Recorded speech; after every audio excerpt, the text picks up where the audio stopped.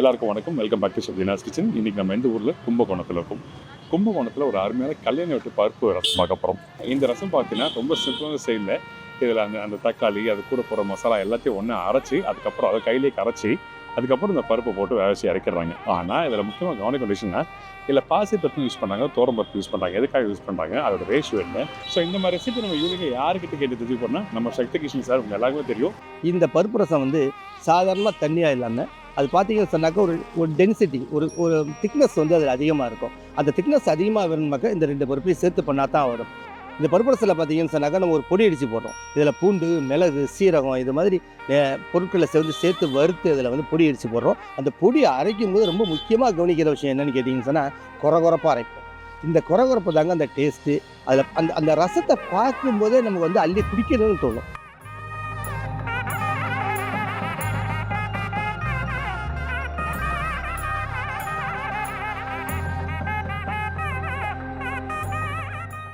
வணக்கம் சார். வணக்கம் சார். அந்த ரசம்னா உங்களோட பக்குவத்தில் நீங்கள் என்ன சொல்வீங்க? ஆனால் இந்த கல்யாண வீட்டு ரசத்தில் என்னென்னு கேட்டிங்கன்னு சொன்னாக்கா அவசர அடி அடிக்கிறதுக்கு இது ரொம்ப ஒரு ஈஸியான ஒரு விஷயம் சார். இது எல்லாத்தையுமே மிக்ஸ் பண்ணிட்டு ஒன்றா ஏற்றிடுவேன். பருப்பை வேக வச்சாச்சுன்னா வேலை முடிஞ்சிச்சு. ரசம் இறக்கிடலாம்.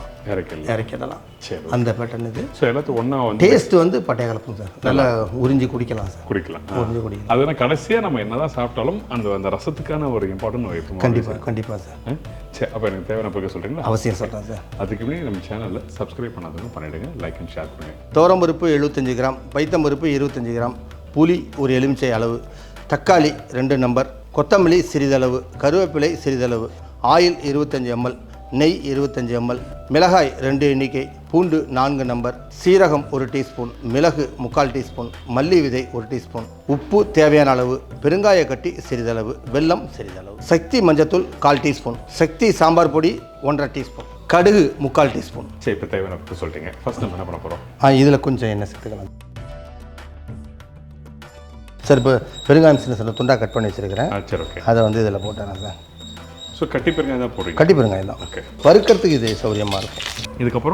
இதுக்கப்புறம் வந்து மிளகு, சீரகம். சரி, ஓகே. மல்லி இல்லாமல்? ஆமாம். நாங்கள் போடுங்க. எவ்வளோ போடுறீங்க? ஓகே. மிளகு போட்டிருக்கோம், அதுக்கப்புறம் மல்லியும் போடுறோம். மல்லி போட்டு அடுத்து சீரகம். சரி, ஓகே. நாங்கள் ஃபஸ்ட்டு எடுத்துன்னு அந்த மிளகு போட்டால் தான் அந்த பொரிஞ்சு வரும். இது கடைசியாக மிளகா சார். மிளகா போட்டு சும்மா அந்த மிளகா சூடு ஏறினா போதும் சார். நம்ம அப்படியே இறக்கலாம் சார். இதோட கருவேப்பிலை போடுவீங்களா? கருவேப்பிலை இப்போ கிடையாது சார். பூண்டு எல்லாமே பச்சையாக தான் சார். ஓகே. இப்போ இது வந்து ஃப்ரெஷ்ஷாக வந்து நம்ம ரசம் ஏற்றதுக்காக வறுத்துக்கிறோம். ஆமாம். இப்போ இதில் வந்து நம்ம காரம் அந்த இது ஃப்ளேவர்ஸ் மட்டும் தான் சார் இதுலேருந்து நமக்கு கிடைக்கும். போதும் சார். சரியா இருக்கும். மிக்சியில் அரைச்சலாம்ல? மிக்சியில் அரைச்சலாம்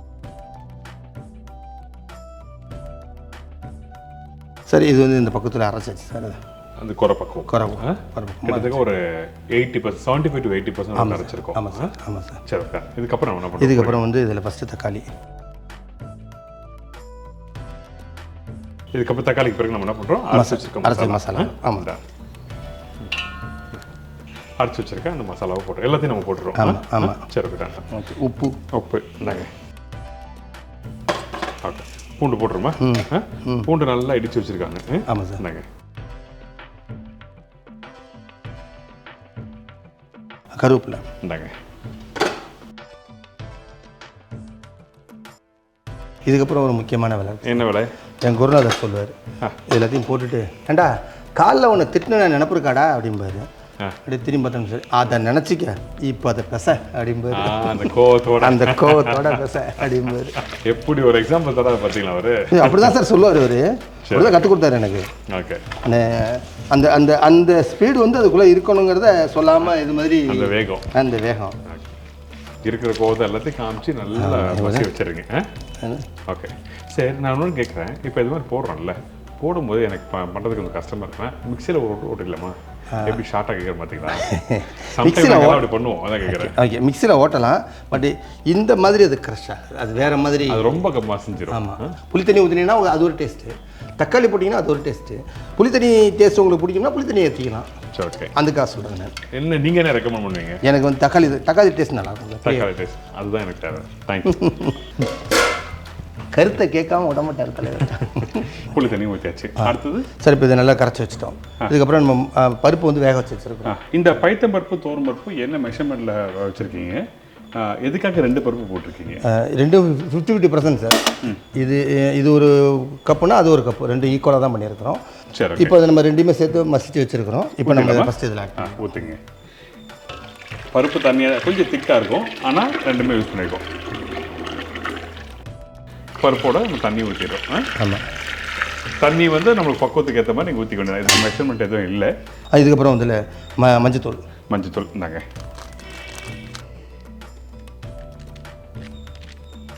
இதுக்கப்புறம் சாம்பார் பொடி. இந்த சாம்பார் பொடி யூஸ் பண்ணுறது என்ன காரணம்? ஏன் சாம்பார் பொடி யூஸ் பண்ணுறீங்க? இந்த சாம்பார் இது ஒரு ஃப்ளேவர் இருக்கும் சார். நம்ம அது எல்லாமே நம்ம வந்து ஆயிலில் ஃப்ரை பண்ணிவிட்டு நம்ம வந்து அதை அரைக்கிறோம். இதில் இருக்கிற அதே மெட்டீரியல் தான் இருந்தாலும் கூட இது வந்து வெறும் எண்ணெய் செட்டில் நம்ம வறுத்துட்டு இதை அரைக்கும் போது இதில் ஒரு ஃப்ளேவர் இருக்கும். அது 2 ஆட் ஆகும்போது இது வந்து நம்ம கூடுதலாக டேஸ்ட் இருக்கும் சார்.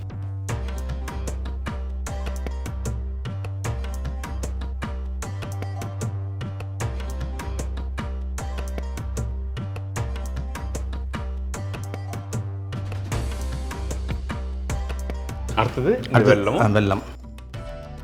ஓகே, வெல்லம் போட்டிருக்கோம். ஓகே, வெல்லம் போடுறது வந்து அந்த ஒரு மைல்டான ஒரு அந்த இனிப்பு தன்மை. இனிப்பு அது எல்லாத்தையும் அந்த புளிப்பு அந்த காரம் எல்லாத்தையும் மிக்ஸ் பண்ணி கொடுத்துருவோம். ஓகே சார், மல்லி உங்களுக்கு பிடிச்ச மாதிரி போட்டுமா சார்?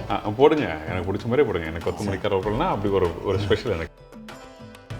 சரி, கொத்தமல்லி. இதுக்கப்புறம் அவ்வளோதான் சார். அவ்வளோதான். சரி, இதுக்கப்புறம் நம்ம என்ன பண்ணுறோம்? அடுப்பு பற்ற வைக்க போகிறோம். இது பாயில் ஆனிச்சுன்னா வேலை முடிஞ்சிச்சு. சரி, பார்த்துங்க. இப்போ நான் என்ன கேட்க வரேன்னா, இந்த இடத்துல அடுப்பு பற்ற வச்சவருக்கு நுர தள்ளுற மாதிரி வர டைமில் ஆஃப் பண்ணிடணுமா, இல்லை கொதிக்கலாம்? இல்லை, ஒரு கொதி வந்த பிறகு ஆஃப் பண்ணலாம். ஒரு கொதி வரலாம். சரி, அப்போ கொதி வரணும். அதே மாதிரி முன்னாடி அது பருப்பு தண்ணி ஊற்றுறதுக்கு முன்னாடி நீங்கள் என்ன பண்ணியிருப்பீங்க, அதில் வந்து தக்காளி புளிசாறு எல்லாத்தையும் கொதிக்க விட்டுருப்பீங்க. இப்போ நம்ம புளிசாறு இப்போ தான் நம்ம ஊற்றிருக்கிறோம். அது கொதி வந்தாலும் அந்த பச்சை வடம் இருக்குதுல ஈஸி மெத்தட். நீங்கள் இந்த ரசம் கண்டிப்பாக ட்ரை பண்ணி பாருங்கள். ரைட்டுங்களா?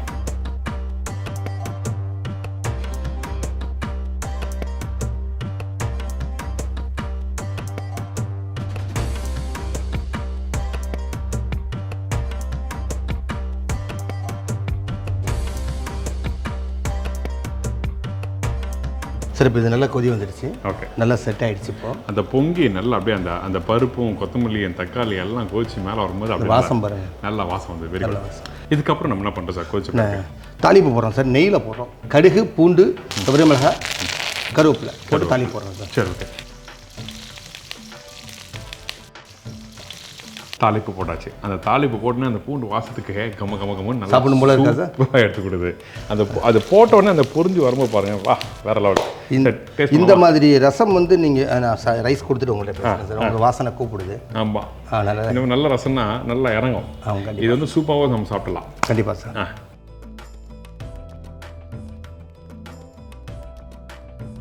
நல்ல ரசம் செஞ்சிட்டாரு. ஆனால் கொடுக்குது பாருங்கள், டக்கு டக்குன்னு ஃபாஸ்ட்டாக கொடுக்காத பாருங்கள். நல்லா தாராளமாக ஊற்றுவீங்களே. அப்படி ஊற்றுங்க சார். நம்ம அந்த ரசம் வந்து பார்த்தீங்கன்னா பருப்பு ரசத்துக்கும் தக்காளி ரசத்துக்கும் நார்மல் ரசத்துக்கும் நிறைய வித்தியாசம் இருக்குது. இங்கே பார்த்தீங்கன்னா அந்த எல்லோஸ் கலர் அந்த பருப்போட அந்த பக்குவத்துக்கு நல்லா வந்துருக்கு. ஆமாம் சார். அது பைத்தம்பருப்பு இருக்கா, நல்லா அந்த ஒரு வாசம், நல்லா அந்த ஃப்ளேவர் சூப்பராக இருக்குது. கண்டிப்பாக. என்ன சொன்னீங்க? பைத்தம்பருப்பு அந்த கலரிங்க்கு வந்து இன்னொரு காரணம் பைத்தம்பருப்பு. பைத்தம்பருப்பு அதேமாதிரி இந்த டென்சிட்டி பார்த்தீங்கன்னாக்கா இந்த பைத்தம்பருப்பு சேர்க்கும் போது மட்டும் தான் நமக்கு இந்த டென்சிட்டி கிடைக்கும். லைட்டாக திக்னஸ் இருக்கும். லைட்டாக திக்னஸ் இருக்கும். அவ்வளோமா? கண்டிப்பாக சார். அப்பா கொதியுது, சூடாக இருக்குது. நல்லா சுட சோறு அதோட அந்த ரசத்தை ஊற்றி சாப்பிட்றது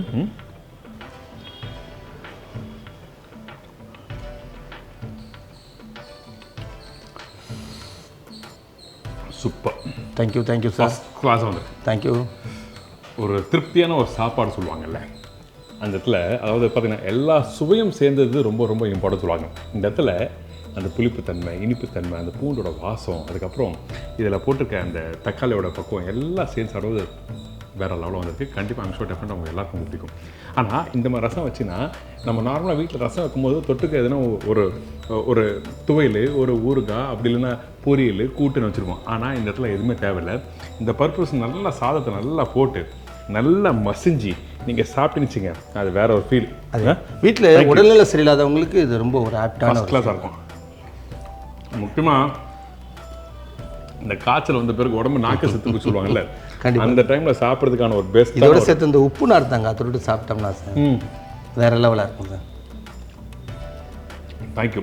ஆனால் சுட சுட சாப்பிடுங்க, திருப்தியாக இருப்பீங்க, சந்தோஷமாக இருப்பீங்க. முடிஞ்சால் கொஞ்சம் நெய் கூட அதில் ஊற்றிக்கலாம். போடலாம், நல்லா நம்ப கொடுங்க.